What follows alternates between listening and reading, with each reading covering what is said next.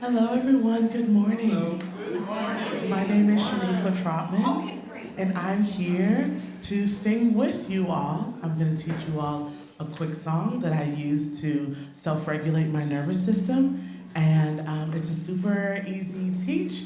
Let me step back. And yeah, I would love to teach it to you all. It's called All Is Well, and we'll learn it call or response. So I'll sing it first, and then you all can sing it with me, okay? Here we go. Goes like this. All is well. All is well. You say. All is well. All is well. And then all is well. All is well. You say. All is well. All is well. I'm going to put them together. All is well. All is well. All is well. All is well. You say. All is well. All is well. All is well. All is well. And I'm going to do this for my higher voices. It goes like this. All is well. All is well. All is well. All is well. My higher voices, let's try that. Here we go. All is well. All is well. All is well. All is well. And for my lower voices, I'm going to teach it really quick and we'll all sing it together. Our lower voices are all is well. All is well. All is well. All is well. Let's try that. All is well. All is well. All is well.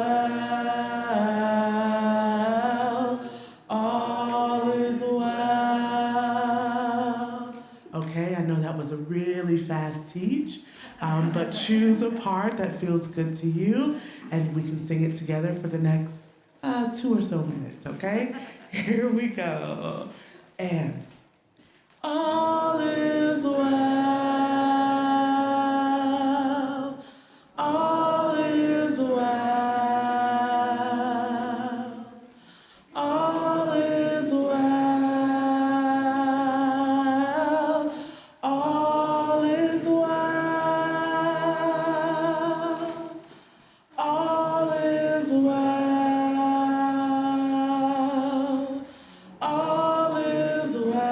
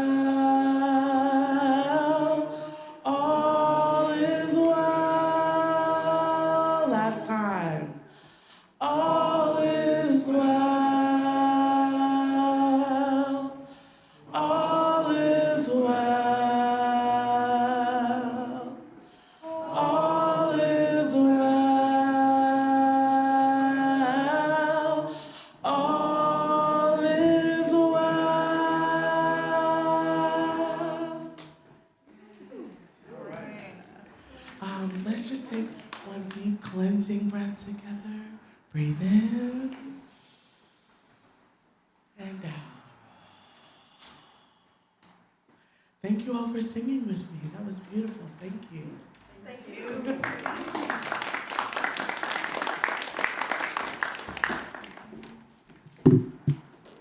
Thank you so much, Sheniqua Trotman. Let's all have another round of applause for her and for ourselves. So hello, everyone. I'm Sumi Hoshiko, and I would like to welcome everyone to the Berkeley Fellowship of Unitarian Universalists, and a special welcome to our friends on Zoom. And we also are welcoming those from the Sunday Assembly who are joining us today. So we are part of a tradition that honors the loving heart, open mind, and growing together within the beloved community. Please silence your cell phones. If you have announcements, please write them down and give them to Jeff in the corner. And if you would like to write in the Book of Joys and Sorrows, it's over there on, to your left on the table. So our meeting is going to be quite different today. We're starting it like usual, mostly. And then our friends from the Sunday Assembly will lead the rest of this celebration of life. So we'll finish about 12 and have lunch together. So welcome, everyone. This is our land acknowledgement. Our fellowship stands on the land that today is called Berkeley, California, located in the stolen territory of the Ohlone people. We honor them today and always for their wisdom and resilience. So for those of you at home, please light your own chalice or candles while we light the communal chalice for all of us here. This is a symbol of our tradition and the spirit that lives within every one of us. So please read with me our unison chalice lighting, which can be seen on the screen. Okay. Let love be the spirit of this congregation and service its goal. This is our living covenant to dwell together in peace, to seek the truths in life, and to help one another. And now we light our red candle to mourn Black lives taken by police violence, to proclaim that Black lives matter, and to express our commitment to Black liberation, reparations, and the end of slave capitalism. And today we also light the red candle to remember all of those suffering around the world in the shadow of war. May they find relief. So now we have Sheniqua again, who will lead us in song.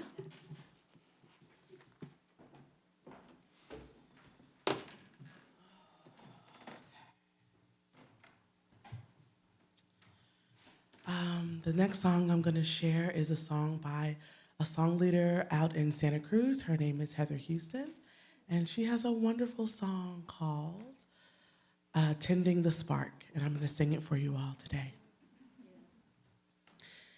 And we will care for each other as the world around us unravels, and we will tend to the spark of hope that lives within our grieving hearts. And we are here now in this present moment, lifting our voices and hearts. And we are here now, we have come together. We are tending the spark of hope,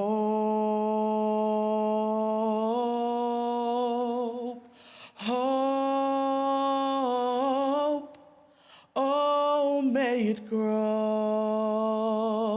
grow, grow.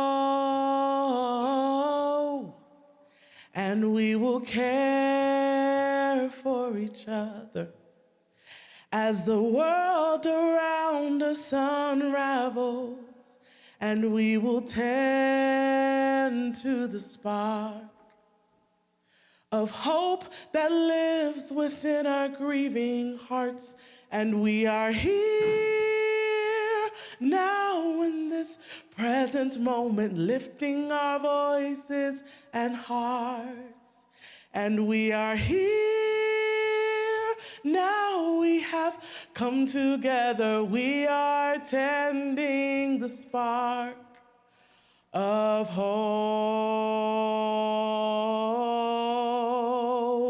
hope.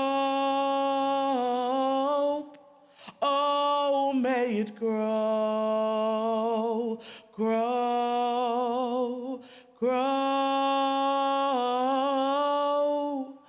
And we will care for each other as the world around us unravels. And we will tend to the spark of hope that lives within our grieving hearts.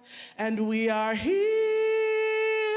now in this present moment, lifting our voices and hearts. And we are here now, we have come together. We are tending the spark of hope, hope, hope. Oh, may it grow, grow, grow. And we will care for each other. Thank you.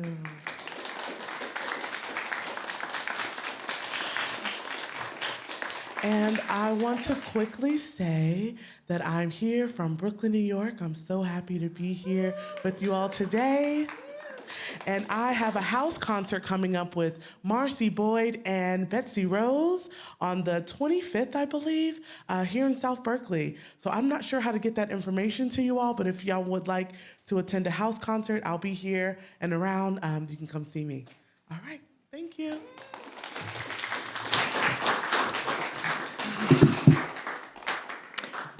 Thank you so much, Sheniqua. That was such a beautiful song and a beautiful message. I want to thank everyone for being here and present in this moment. And I love that message that we all find that spark of hope and help it to grow. So now is the time when we share our responsibility for our home, which we're creating together. Our shared plate partner for April is World Central Kitchen. World Central Kitchen is first on the front lines, if you're not familiar with them, providing millions of fresh meals in response to humanitarian, climate, and many crises around the world. So I think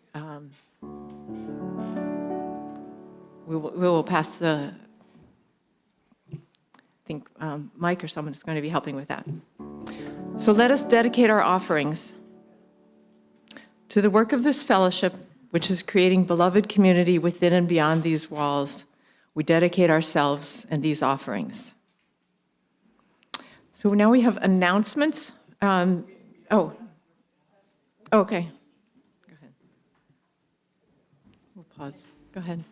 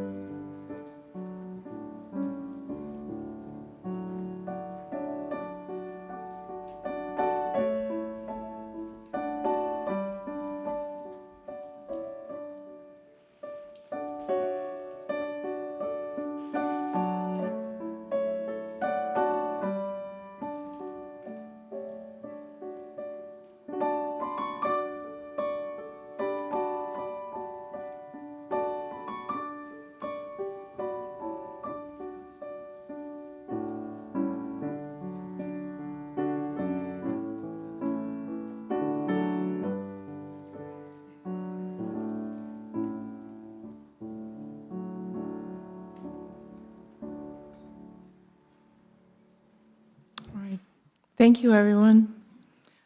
We really gratefully acknowledge everyone who worked on this service for this meeting. Thanks to all of you and those of you in the Zoom room who are sharing time with us, and it's great to see you. And our Zoomers today are, I think Jeff has the list, or is getting the list. Today, Ben Birch, Jean Lieber, Marge Turngren, Simone, and Virginia Hollins-Davidson. All right. Hello. So next week, preview of coming attractions, we will have Meaning and Mystery by guest speaker Reverend Bonnie Delott. Our Wondrous World. There are mysteries around every corner. We're living in a culture that values science and rationality. So how does the unknowable fit into our lives? So you can join us next week for reflections on the value of mystery with our guest speaker, Reverend Bonnie Delott. And she identifies as both a scientist and a mystic. I think Jeff has an announcement. This is the first time I've ever given a non-announcement. I don't have an announcement. And this is the end of the announcement period. No. There's a late breaker. So we do have surveys about our BFUU, Berkeley Unitarian Fellowship, start time. Right now we start at 10:30, we may start at 11, and there's surveys over there. Please fill one out and either give it to me or leave it at the front desk. And if you're with the Sunday Assembly and you may be coming back in the future, you can fill one out and make a note about that also, there's a place for comments. So now we're going to extinguish the chalice. And please read with us the words on the screen. Oh. What's that? Okay. So we have an abbreviated service today because we're sharing with the Sunday Assembly. So we extinguish the flame of this chalice, but not the warmth of love, the light of truth, or the energy of service. These we carry in our hearts until we meet again. So thank you so much for joining us today. Now is a good time to get up and stretch, say hello to someone, either someone you know, someone you don't know. We welcome the Sunday Assembly folks to come in and set up and get ready for the second part of our celebration of life. And after this, we'll have lunch at 12, and we hope that everyone can stay and enjoy.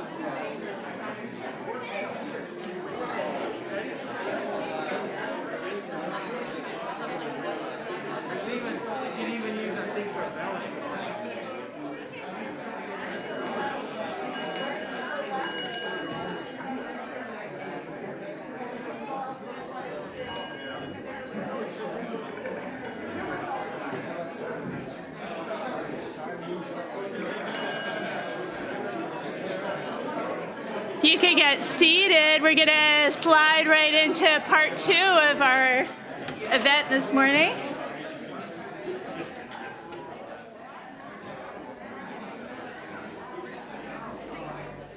Hey folks, we're standing by for the Sunday assembly to begin. Thank you.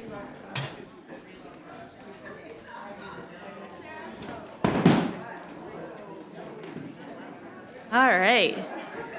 I am unfamiliar with this slide, so it's okay. Hi, everybody. My name's Michelle Hubenka, and hello, Betsy. Good morning. Good morning. Thank you for this unusual format. I really appreciate everyone's flexibility. So, oh yeah, here we go. Welcome to Sunday Assembly. Anyone attending Sunday Assembly for the first time? Oh, lots of people. Welcome. So I think on the next slide, we talk a little bit about what we're all about. Oh, there's a thing to push. Point it there. Go down. Just kidding. All right. So you all can read this. This is our motto. We believe in living better, helping often, and wondering more. We'll hear a little bit more later about helping often from Mitua, but very aligned with what you all believe here. We're sharing this space with BFUU this morning for those who are here for Sunday Assembly. All right. And there's a lot of text on this slide, but this is another way to sort of slice through all of the values that we think about. But we're going to start with a song. This is a favorite spiritual, but also just a traditional song. I liked to suggest this when I was working with Dale on Maker Camp as an homage to the LED. So, so you can think about LEDs as you're singing, or just about the light that we're sharing in the world. So if you'd like to rise and join the fabulous chorus with stringed instruments, please sing along. Thank you.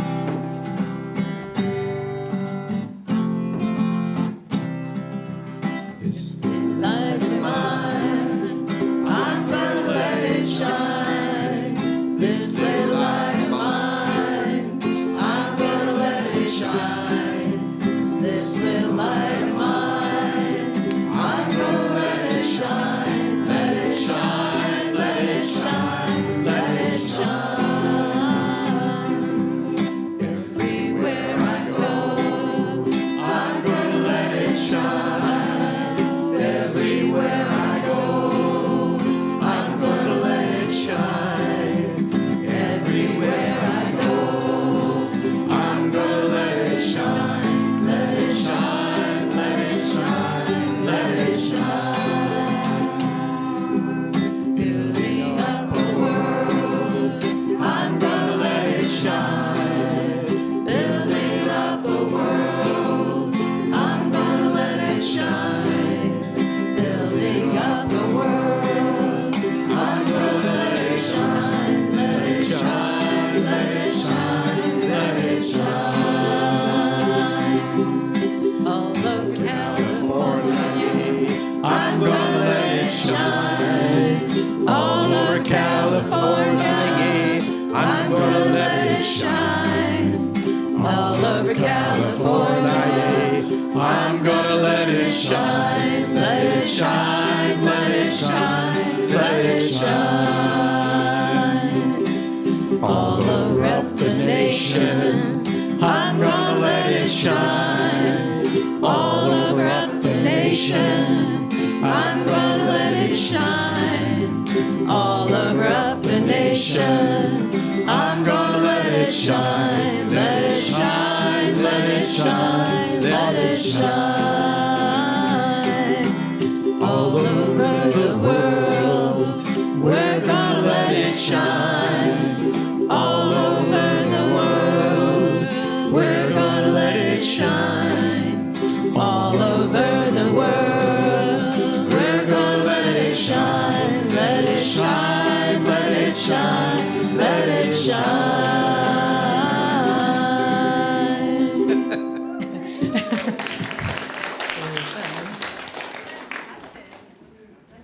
There's some surprise lyrics in there. All right. Sarah Shopko is going to share with us a reading. Fantastic. Coming up to the front. Thank you. Another fabulous outfit. Sarah, one of my highlights coming to any Sunday assembly, Sarah, is seeing what you're going to wear.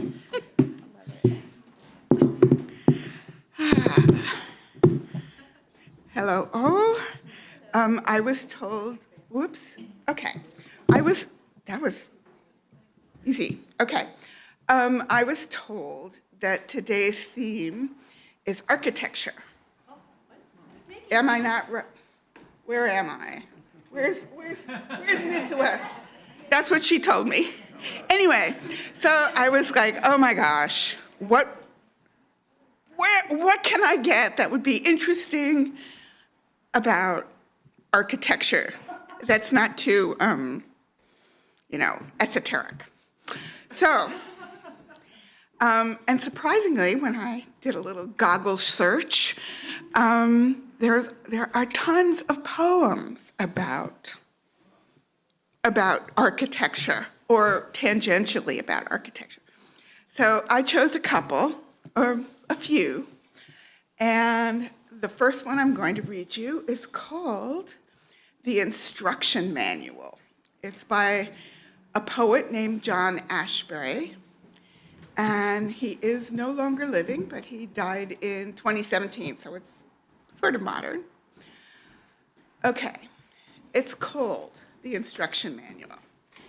As I sit looking out of the window of the building, I wish I did not, oh, I can move too. I'll start again. As I sit looking out of the window of the building, I wish I did not have to write the instruction manual on the uses of a new metal. I look down into the street and see people, each walking with inner peace, and I envy them. They're so far away from me. Not one of them has to worry about getting out this manual on schedule. And as my way is, I begin to dream, resting my elbows on the desk and leaning out the window a little, of dim Guadalajara city, of rose-colored flowers, a city I wanted most to see and most did not see in Mexico. But I fancy I see, under the press of having to write the instruction manual, your public square, city, and its elaborate, whoops, and now it's not working. There we go. Go down? Down? Nope, that's not it. Oh, there it is. There we go. Sorry. Let's see. But I fancy I see, under the press of having to write the instruction manual, your public square, city with its elaborate little bandstand. The band is playing Sherazade by Rimsky-Korsakov. Around the stand, the flower girls, handing out rose and lemon-colored flowers, each attractive in her rose and blue striped dress. Oh, such shades of rose and blue. And nearby is a little white booth where women in green serve you green and yellow fruit. The couples are parading. Everyone is in a holiday mood. First, leading the parade is a dapper fellow clothed in deep blue. On his head sits a white hat, and he wears a mustache, which has been trimmed for the occasion. His dear one, his wife, is young and pretty. Her shawl is rose, pink, and white. Her slippers are patent leather in the American fashion. And she carries a fan for which she is modest and does not want the crowd to see her face too often. But everybody is so busy with his wife or loved one, I doubt they would notice the mustachioed man's wife. Here come the boys. They are skipping and throwing little things on the sidewalk, which is made of gray tile. One of them, a little older, has a toothpick in his teeth. He is silenter than the rest and affects not to notice the pretty young girls in white. But his friends notice them and shout their jeers at the laughing girls. Yet soon all this will cease with the deepening of their years, and love bring each to the parade grounds for another reason. But I have lost sight of the young fellow with the toothpick. Wait, there he is, on the other side of the bandstand. Let's see if I can, not what I was looking for, but okay. Wait, there he is on the other side of the bandstand, secluded from his friends, in earnest talk with a young girl of 14 or 15. I try to hear what they're saying, but it seems they're just mumbling something, shy words of love probably. She is slightly taller than he and looks quietly down into his sincere eyes. She's wearing white. The breeze ruffles her long, fine black hair against her olive cheek. Obviously, she's in love. The young boy with the toothpick, he is in love too. His eyes show it. Turning from this couple, I see there is an intermission in the concert. The paraders are resting and sipping drinks through straws. The drinks are dispensed from a large glass crock by a lady in dark blue, and the musicians mingle among them in their creamy white uniforms. They talk about the weather, perhaps, or how their kids are doing in school. Let us take this opportunity to tiptoe into one of the side streets. Here you may see one of those white houses with green trim that are so popular here. Look, I told you, it is cool and dim inside, but the patio is sunny. An old woman in gray sits there fanning herself with a palm leaf fan. She welcomes us to her patio and offers us a cooling drink. My son's in Mexico City, she says. He would welcome you too if he were here, but his job is with a bank there. Look, there's a photograph of him, and a dark-skinned lad with pearly teeth grins out at us from the worn leather frame. We thank her for her hospitality, for it is getting late, and we must catch a view of the city before we leave from a good high place. I think this will work. Nope.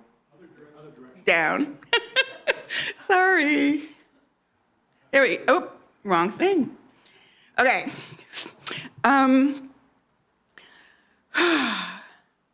The church tower will do, the faded pink one. There against the fierce blue of the sky, slowly we enter.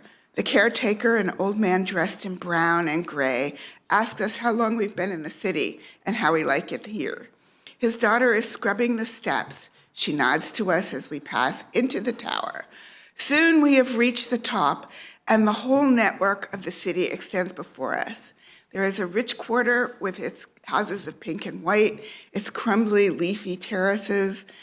There's a poorer quarter, its homes deep blue. There is the market, where men are selling hats and swatting flies. And there is the public library, painted several shades of pale green and beige. Look, there is the square we just came from, with the promenadors. There are fewer of them now that the heat of the day has increased. But the young boy and girl still lurk in the shadows of the bandstand.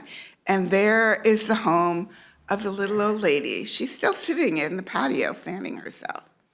How limited, but how complete withal has been our experience of Guadalajara. We have seen young love, married love, and the love of an aged mother for her son. We have heard the music, tasted the drinks, and looked at colored houses. What more is there to do except stay? And that we cannot do. And as the last breeze freshens the top of the weathered old tower, I turn my gaze back to the instruction manual, which has made me dream of Guadalajara. Okay, so, but wait, there's more, because this is about architecture. This poem is by May Sarton. I was searching for a different one entitled The Golden Gate Bridge, because obviously, here we are. What? I think it's okay Okay. I just want to show you one last thing. Okay. So every year, the Museum of the City of New York hosts a seasonal gingerbread architecture contest. Icons of New York places are rendered in gingerbread, so you can see, as you can see here, which I will quickly, there you go. I was lucky enough to come across a photo of the gingerbread creation of the poem I'm going to read you. And I chose the poem because it mentions some iconic New York City architecture structures before lauding the artist Juliet Gallia for creating another New York icon. So here's the Chrysler Building, and this is gingerbread, and it's called Coffee and a Bagel. There's a gingerbread contest each year where iconic New York scenes appear. It's impressive to see, with each prize nominee, how creative the folks are around here. First, the Statue of Liberty sat, and the Brooklyn Bridge right after that, plus the Chelsea Hotel, Chrysler Building as well, all within the New York habitat. Still, my favorite creation by far had no building, no bridge, boat, or car, but a real breakfast treat most New Yorkers might eat, which to me, in this show, was the star. 'Twas a takeout container of Joe, which the locals called coffee, you know, plus a cream cheese-filled bagel. Someone did finagle from gingerbread just for the show. I don't know if it won the first prize, but it brought much delight to my eyes. So hats off, Juliet, for I'm sure I would bet from your project much joy did arise.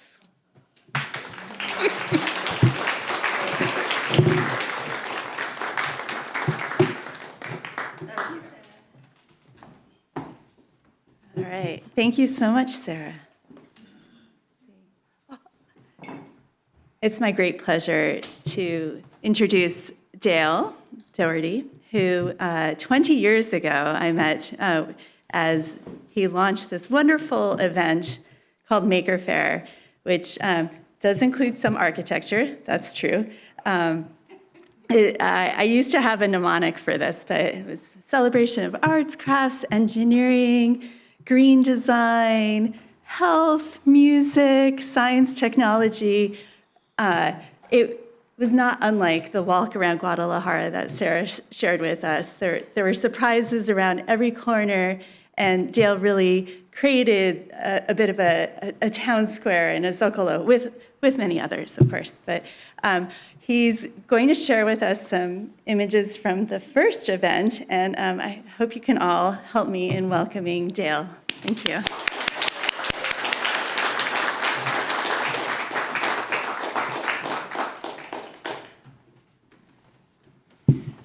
Well, thank you everybody for having me. It's a wonderful invitation and nice to be here.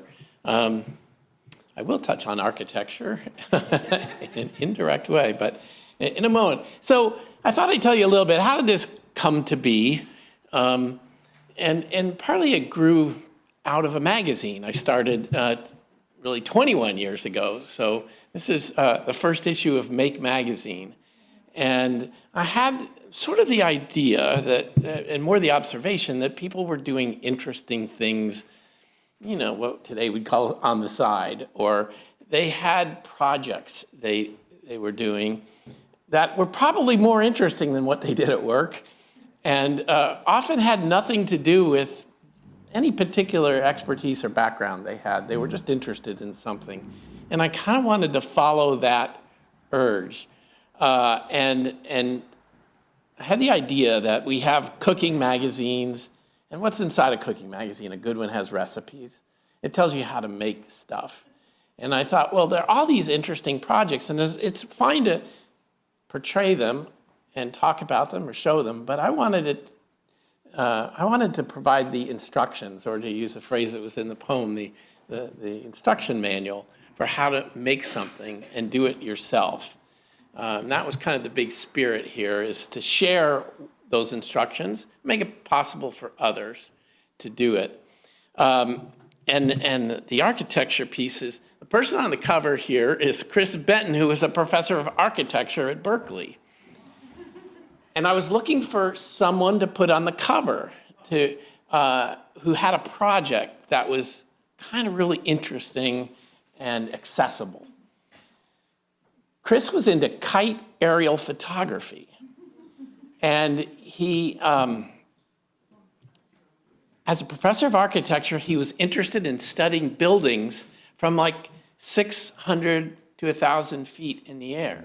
You know, if you were to fly a plane over a city, you're looking straight down and you're much higher, like 10,000 feet. He wanted to see the different angles. And he got the idea that he could take a camera, build a rig, put the camera in that, attach it to the kite, get the kite up in the air, and then find ways to snap pictures. And I have to, let me see if I can, sorry.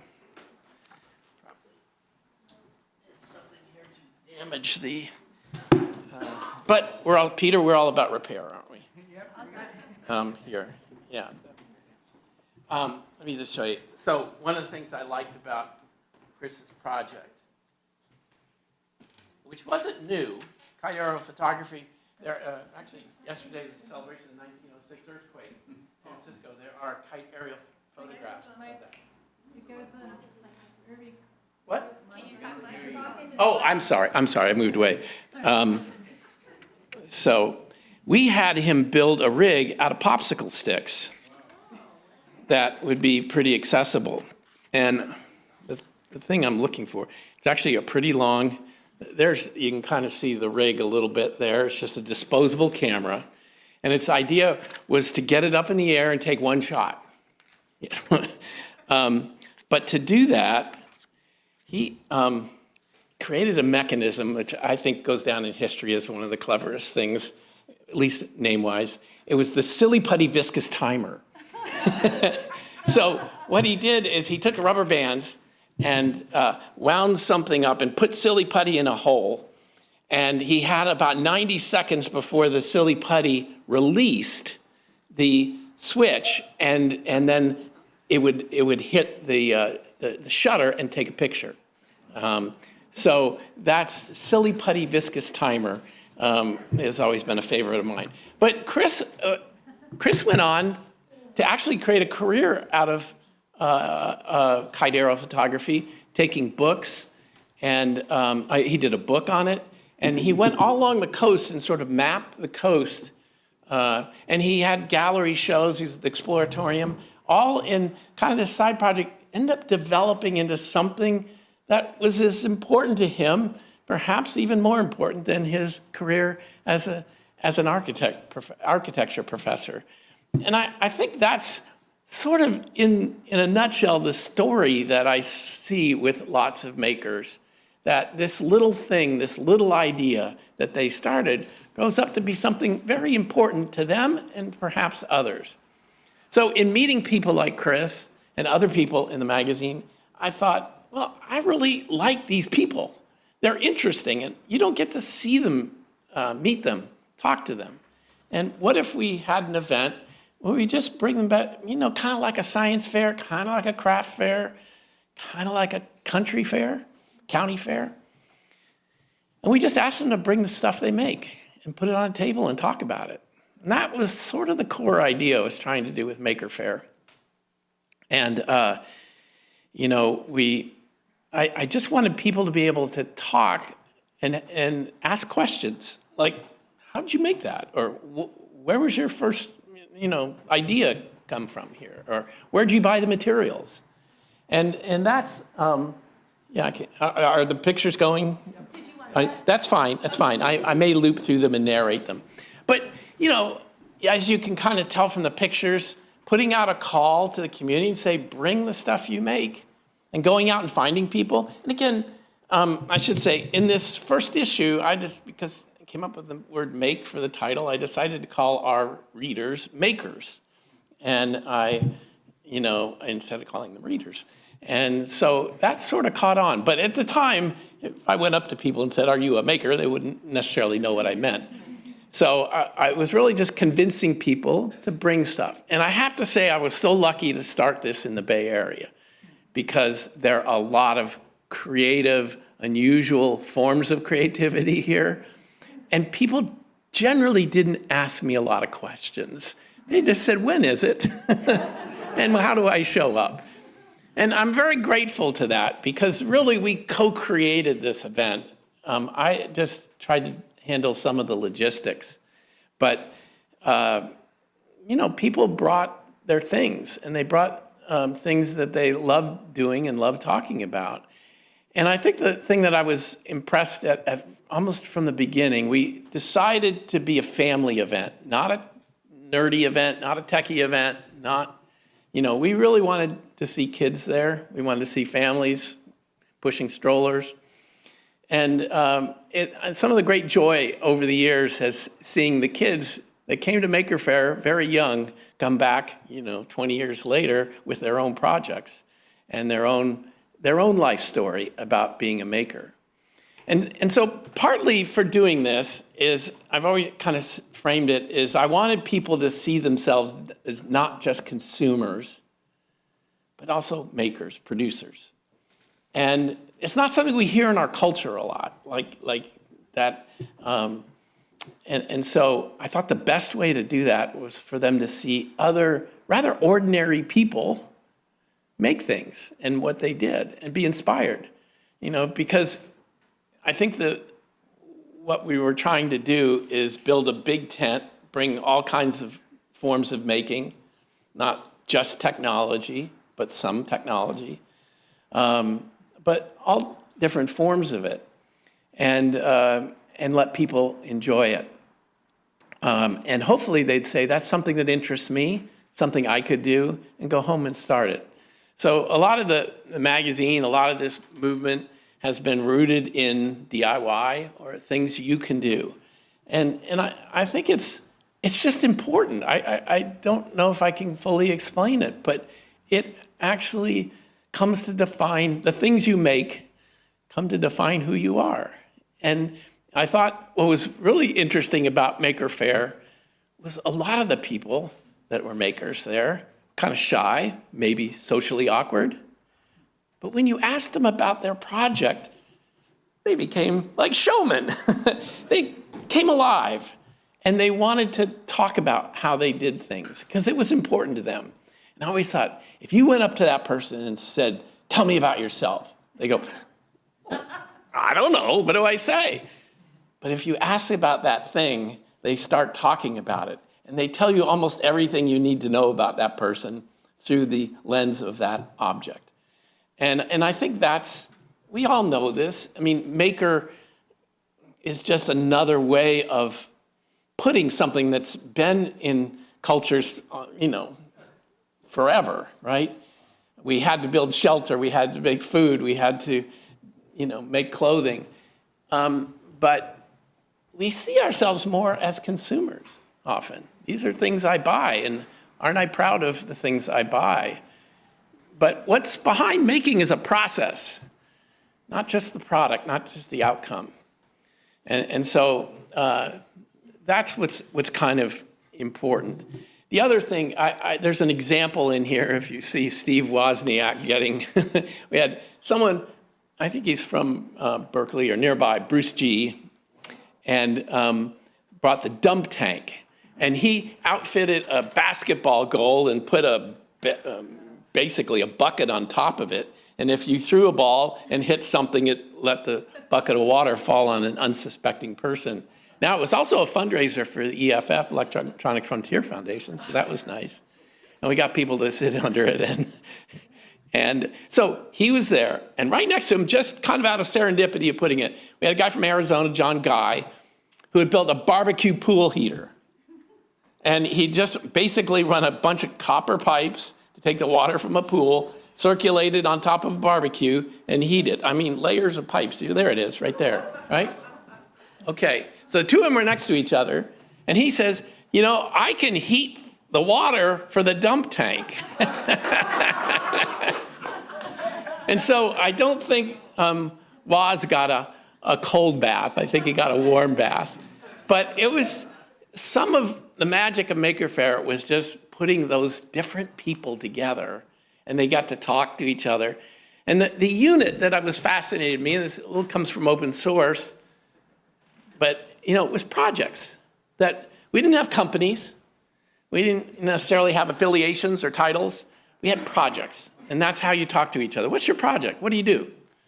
Not where I work, but this. I do the barbecue. And those are the two kiddie pools there that they were heating the water for, and it's just a great conversation to have to learn more about your projects. And I think what Maker Faire proved is you didn't have to be in the same area or the same kind of thing. You could be a crafter, a maker, a foodie, lots of different types of making. And you could talk to each other about your projects, how long you've been doing it, where did you get started, how did you learn to do that? And so that's, I think, looking back, what I'm sort of proud of is Maker Faire is really a cultural event, not a tech event, but it's something that invites people to create culture and participate in culture in their own lives. It's something especially, I think, as meaningful today as it was then. And one of the outgrowths that Michelle helped me work on was because we saw those kids there, we had, I called it the Monday morning problem, is the Monday after Maker Faire, they went to their parents to say, how do I become a maker? How do I do the stuff that all those people were doing? And that wasn't a really good answer, because it wasn't in school, and you couldn't, like finding a guitar teacher, find a maker that you could go to and train under. So we started to develop the idea of maker spaces, and particular in school, in education, and promote that as giving access to space, tools, and expertise, could help kids build the capability to do this. And I still, I'm very proud that we took this as far as we did, starting then particular, but COVID kind of hit it hard because it was space related and COVID closed spaces. And somehow as an education, it hasn't quite come back the way it was, say, 2016 or 17. But it needs to come back. I study educational, I just went to an education conference last week. I've started a high school up in my area. Kids need to learn by doing, not sitting. And they're bored in school, they're not engaged, and they don't do very well by what the state is requiring them to do. And I've always seen making as an alternative way of learning. And I don't care whether you go to college or something else, you begin to learn how to take care, you learn to learn things from other people, from sources like online. Certainly one of the reasons the maker movement has done so well is things like YouTube. You can find someone has a video that will show you how to do something. The difference is too many kids just watch the video. I gotta, my is how do you get them to do it, to learn from doing, because it's not the same to just watch something. So let me, is that? Get back to the first, to the electric giraffe. Did you want to? Yeah, I can talk. Yeah, just a few. So one of the things that Billy showed up and then has been at so many of the Maker Fairs came from LA, and Lindsay Lawler, his real name is Frank, and I can't figure these things out, had, what's the giraffe's name? I'm kidding. Yeah, it's, the giraffe has another name. So, but it's a robotic giraffe that moved around, had LED all over it, and really kind of became a sort of icon for Maker Faire, and really like to see that. So can I do the slides? There we go. And again, what I really walked around often and looked to see what the kind of experiences kids were having. Again, we at Maker Faire didn't build these exhibits. People showed up with them, and that's what's so incredible. Art, high-speed flash photography, strobe lights catch things in sequence. And just Douglas Repetto was a New York artist who built this art bot, he called it, I believe. And it was just something that went up and down on a piece of plastic and drew, made a drawing throughout the course of the event. And just unusual things we had, this was some kind of space thing, as Andrew has gone on to stayed in, Andrew Philo has stayed in space-related things. And just, nothing like a fire to get people's attention. Some beautiful craft things. This is one of my favorites. A graffiti research lab came out from New York. They went to some thing and they bought a bus and painted it black and then put crayons out, chalk out, and people could write graffiti on it. And, it was just kind of a nice thing. It's like giving people permission to draw and leave things. And I remember, I have to go back and find it, but someone wrote a very touching personal note on the back of the bus, like something to the effect that, I've always wanted to do this and you gave me permission to do this, right? And I really appreciate it. And that was a phrase we used often as permission to play. One of the things I had behind Make that was interesting to me was, adults need to play. We forget about that. We do it as kids. But as you get a little bit older, as your kids grow up, sometimes you go back and find the things you really liked yourself to do as a kid, whether it's painting or building models or doing different things. And I think that spirit comes out there. This is was a fun thing. There used to be along the highway here this Alameda Recycling Center, and it's right with the pipe thing. And we talked to James who ran it, and he said, well, I got a lot of electronic junk. I'll bring it by. And we created this play day, we called it Make Play Day.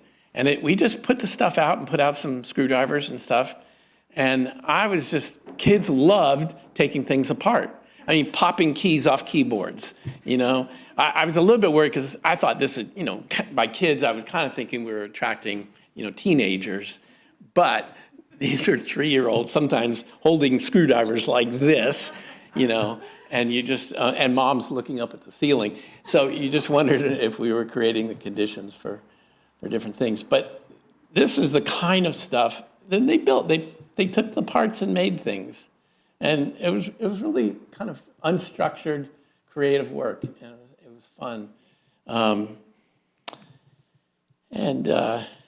Let's see, there's the dump tank, people getting, and the barbecue, pools, and then Steve Wozniak, who was there on his Segway polo team, came to Maker Faire the first time.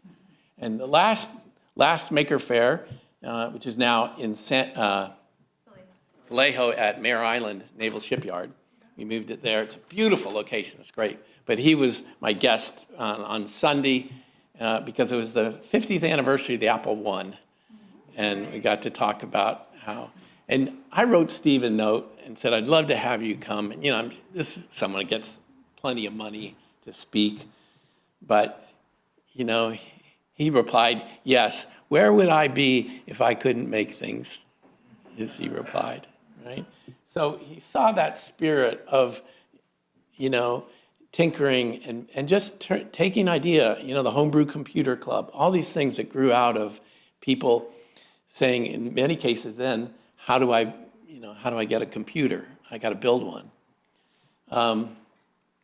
Just different contraptions. I think that's a Stirling engine. This is Jillian Northrup. Jillian and her partner brought a ShopBot, which is a CNC machine, to Maker Faire.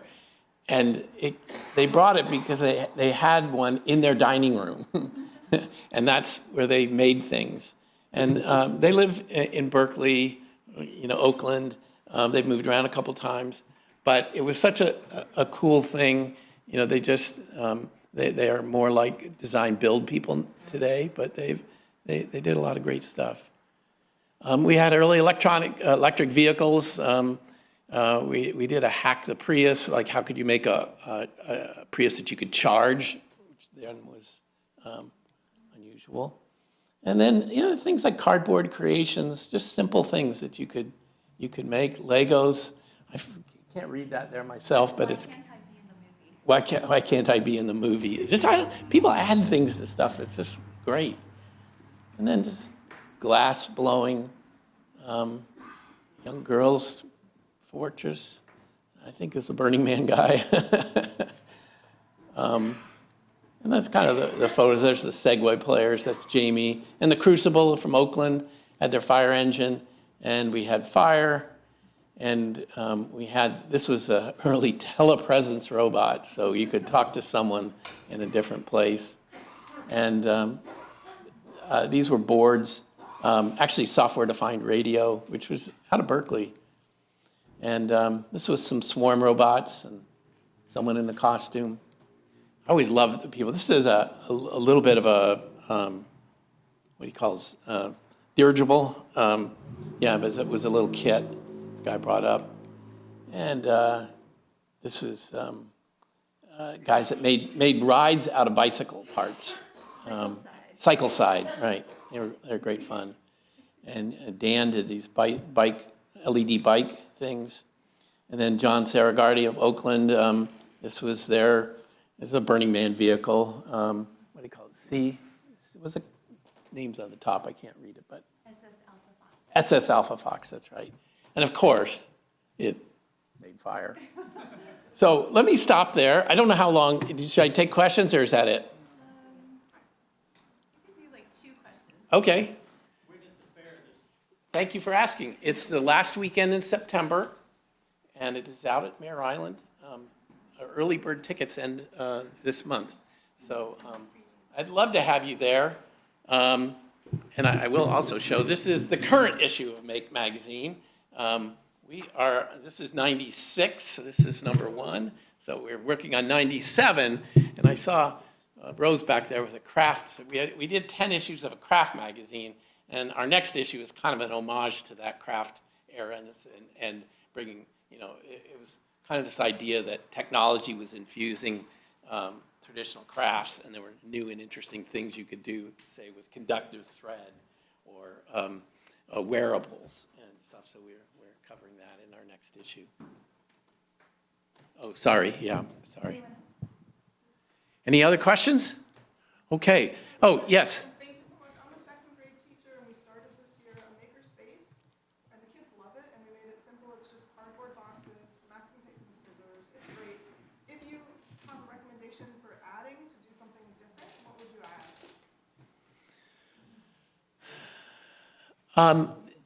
I would stick with the theme you have of cardboards and paper and tape and glue and things that are very tactile. There are some cool cardboard cutters out there that they can really take unusual shapes and do that. I'll have to think of the name and give it to you later. But, think of it as art studio as well as making it. I don't think the high tech like 3D printers and stuff we need to worry about there. It gets into another area. Although you can teach them some level of CAD, like Tinkercad, just doing some things on a computer. But the thing that kids miss, and the things kids need less of is screen time, and they need more things that demand their attention. I do a summer camp last year in a makerspace up in my area in Sonoma County, and I had 52 kids, middle schoolers. They did glass blowing, blacksmithing, fire, woodworking and sewing, and some other things, some electronics. But they really liked, one, how hard it was, and like blacksmithing, wearing, the leathers and all that is, and you really, it's just such a physical thing. And I really wanted to get across from that it requires their full attention. You can't just be talking to someone and pounding away at it. So I think one of the things I found in the past with kids was a wet felting is kind of fun. And, you wet it by putting in a bucket of water. I just noticed, again, where kids are developing today, kids just love the water. They love to have their hands in the water. And it's like, don't you get to do this enough? And I think, don't you take baths? But I don't know. But there's just things that are very, Maria Montessori and John Dewey, who knew about the educational value of all this 100 years ago, but mainstream education's ignored it, called it an education of the senses. And I would think of that, just like how things, and the tactile stuff, is this rough, is this smooth? How does that feel? Because actually what you're trying to build, and I think is really important, is kind of the intuitions around how things work and how things feel, not just the knowledge of it, but the feel. There was a man I interviewed years ago in Berkeley, and I titled the article in Intuition for Engineering, because he was a boat builder and he did things, and he wasn't a classical engineer, in that sense. He had more of a feel for things. And I think that's, even as we get into computers and other things, is having that feel for how things are built is great. Okay? Thank you all.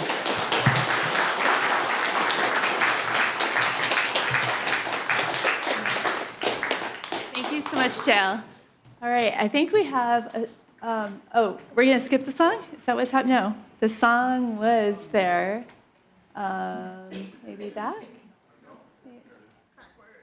Back. Are we singing the full song? I remember it being a long song. Okay, all right. Okay. All right, here we go. Stand in line. Are you going to Scarborough Fair? Parsley, sage, rosemary, and thyme. Remember me to one who lives there. She once was a true love of mine. Tell her to make me a cambric shirt and a deep forest green. Parsley, sage, rosemary, and thyme. Snow-crested ground without no seams nor need or worm. Child of the mountain, then she'll be a true love of mine. Sleeps unaware of the clarion call. Tell her to find me an acre of land, a sprinkling of leaves. Parsley, sage, rosemary, and thyme. With so many tears between the salt water and the sea strand, polishes a gun. She'll be a true love of mine. Tell her to reap it in a sickle of leather. Parsley, sage, rosemary, and thyme. Their soldiers to kill and to gather it all in a bunch of heather. And to fight for a cause they've long ago forgotten. She'll be a true love of mine.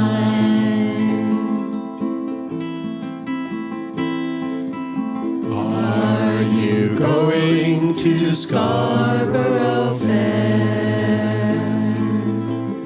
Parsley, sage, rosemary, and thyme. Remember me to one who lives there.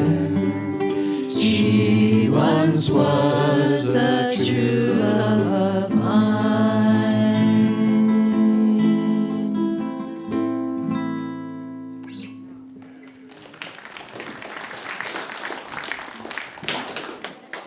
Amazing. Thank you, everyone. All right, I think next we have Doug telling us, I got a sneak peek, and all of you did, a little sneak peek at his, oh no, he's running away. Wait, no, he's coming back, all right. We saw that he's got some sketches, so he's got something to share, maybe related to making, it seems like, yeah. Thank you. Yeah, I had something else in mind, and then I heard about this speaker's topic, and I thought, oh, I've got stuff that fits that. So I've never been to a maker fair or a maker space, but I like to make stuff for myself. And I'm going to show you a couple of things I've done that I like to make things that can't quite find exactly this type of thing I want on the market. So I come up with my own idea. So I do a little backpacking, and this is the backpack I made. Yeah, I showed it. In California, they have these rules. You're supposed to protect your food from the bears. I bought one of these. Bear food can. They're so big they can't get their mouth around it. Can you go back to the mic? Oh, right. Mike, I made the same mistake everybody does. So that's to keep your food in so the bears won't eat it. And most backpacks are either really big, I mean, this one looks big, but really big to fit that in sideways, or you have to cram it in vertically, and then it's got wasted space on each side. Drives me bananas. So can we have the next slide, please? Do I have to do it? Where is it? I thought he was going to do it. Okay. So this is a side view. There's a divider in the pack. The bear cans, that round thing at the top. It's impossible. This is hard to do. So I put a divider in it so that I'd have a big portion and a small portion. There you go. Anyway, it's different than what you can find on the market. It works pretty well. It's not perfect. I used it a few times, and I found sort of a drawback to the design. But that gives me an opportunity to go out and design and make another one. So the other thing I've done that I'm going to show you is I live in a small apartment. I made this day bed, and this, I had to rent space in a wood shop in Richmond. It was a big project a year or two ago, and it's cherry wood. It looks really nice. The plywood's not cherry, but it gets covered up by the mattress.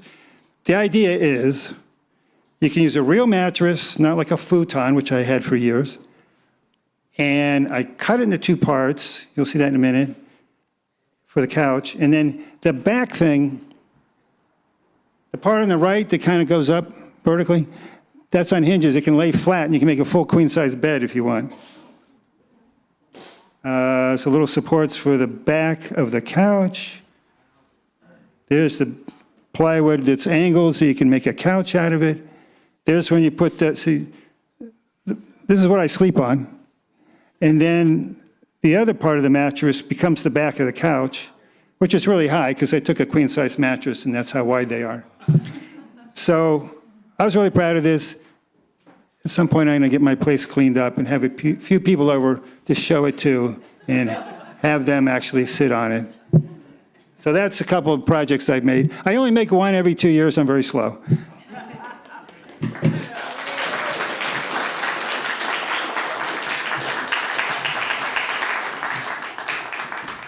I don't think you're very slow at making projects, and you're certainly not slow at your delivery of, wait, am I going up or down?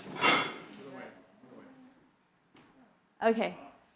I think we're getting pretty late, and there were some times. So we usually share thoughts and things. I'm going to say, find it in your heart, and we're going to do 5, okay? If you can feel to yourself that you're one of the 5 things that need to be said, otherwise you can share it over the potluck, which we're going to start soon. But does anybody have like a challenge or a hope or something that they'd like to share? Doug. Well, my brother, who's a couple years younger than me, retired on Friday, and now we have more time to spend together. His brother retired on Friday. He's 12 years younger, and now they have more time to spend together. Anyone else? Yes, Joanne. Hello? Oh, God. Let's say, so small thing, very small thing, but it helped me this past week. is I'm in the middle of, you may relate, purging, repurposing, recycling, crap in the house. So creativity, I love the repurposing part of today's talk. Repurposed a dress, which had holes in it, and now it's a lovely top because I cut it off. There is, sometimes you see things. So I had a lining of a jacket, which you can't give away because it's a lining of a jacket. Who just wants that? So it was nice and silky, so I turned it into like a pillowcase cover that I needed for some small pillows, so that was great. And I have a cassette tape holder. Do y'all know what cassette tapes are? And I have holders, and so I got rid of the tapes, and now I can put little things in these little like plastic drawer-like things, and that was my week because everything else was kind of crappy, but that was a highlight of my week. Wonderful. Okay, we got 3 more. Anyone else? Okay, I heard a reference to Chris Benson, who was the original person that inspired the Makers Faire. He was my mechanical engineer teacher at Berkeley, UC Berkeley, and now we play bowling on lawn bowls 40 years later in Berkeley. And I've actually got his book with all the pictures of the that's great. from the kites of the salty flats, all sorts of different colors.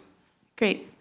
One of dozens of people who inspired the first Maker Faire, I'll say. He was on the cover of the first Make issue. Wonderful, Rose. So I wanted to brag. I just finished this, and it is a gift for a dear friend, Sasha, who is going through cancer treatment. And I wore it today specifically so that it could soak up a little bit of the energy of the gathering today. And I wanted to share with you that that's what I'd done. So. Wonderful. Well, I have been sending that rainbow throw a lot of love. Okay, last one, please. Thank you. So studies show that to keep your oxytocin levels up, you need 4 hugs a day. So I just challenge everybody to give more hugs to the people you care about so that everybody can stay healthy and happy. That's a great one to end on. So we'll do like a half a minute for our moment of reflection. We've heard a lot of inspiring stories today about wandering through the city and then wandering through a fair and wandering through Doug's bedroom. So just sit with that.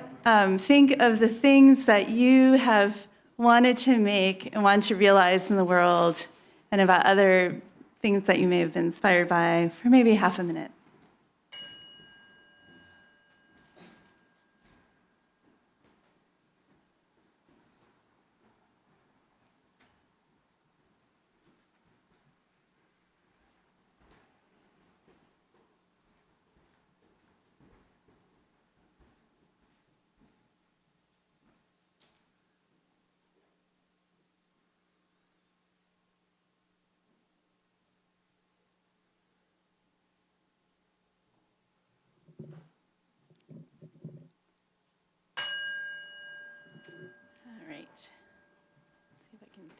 Button.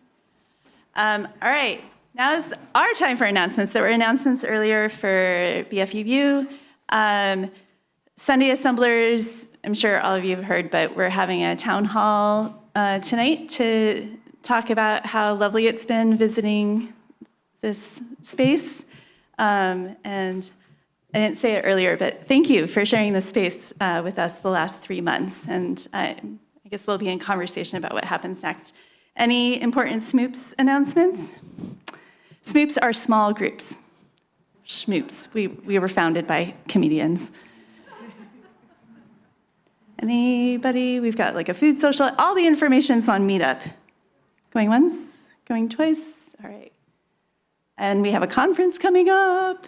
And we're just going to leave the box to the side, and you can also donate to Sunday Assembly online. There was already a donation that split the plate earlier. Thank you. And, we're at the end. We're going to end with Yellow Submarine. I'm not sure of a make connection on this one, but there might be one. You can listen to the lyrics to find. Yeah, we're gonna sing. Yeah. People are getting ready over there. I'm gonna stop talking as soon as people start playing. Stand if you'd like to sing along. Words on the screen.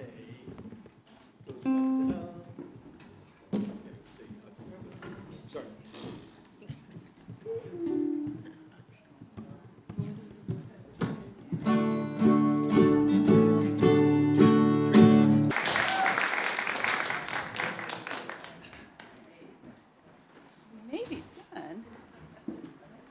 I think. Where are we?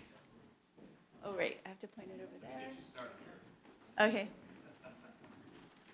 I think I'm mostly saying thank you and goodbye. Was there anything else on the slides? I rely on my slides. Oh, yeah. See, huh? What? Yeah. So we're Sunday Assembly always meets on the third Sunday. We may or may not be here, depending on what we all talk about. So keep an eye on our website. Thank you. All right. Anything else? Oh, that's me. I push a button. Are we having an election? Election. Board election. Board election. We put it off last month, we were supposed to do it this month. Yeah, we're having a board election. Okay. We're having a board election.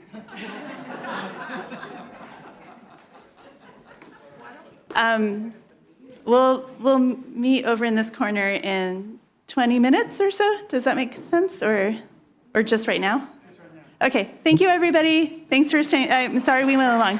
Thank you, Berkeley, and thank you, Dale. And there's a potluck. Whether or not you brought food, you're welcome to eat foods.